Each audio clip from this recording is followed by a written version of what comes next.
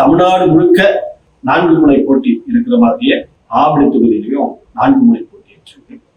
இல்ல டிஎம்கேல திமுக கூட்டணியில உதயசூரியன் சின்னத்துல அமைச்சர், தற்போது அமைச்சராக இருக்கக்கூடிய ஆவடி சாமு நாசர் அவர்கள் களத்துல இருக்காங்க.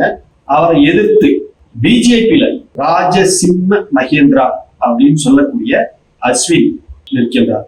அதிமுக கூட்டணியில இருக்கின்றார்.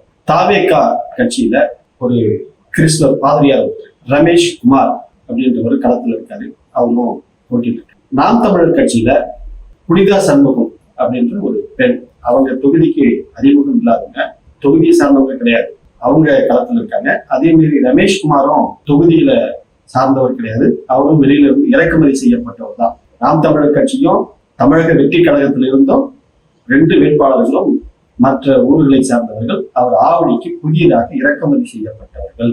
ரைட்டு. ராஜசிம்ம மகேந்திரா அப்படின்னு சொல்லக்கூடிய அஸ்வின், அவர் ஆவடி தொகுதியை சார்ந்தவர். ஆவடியில் உள்ள திருவேற்காடு நகராட்சியில அவர் வசிக்கிறார். அவரும் ஆவடி சாமு நாசர், அது பேர்லயே இருக்குது ஆவடி. அவங்க 2 பேருமே தொகுதிக்கு சொந்தக்காரங்க.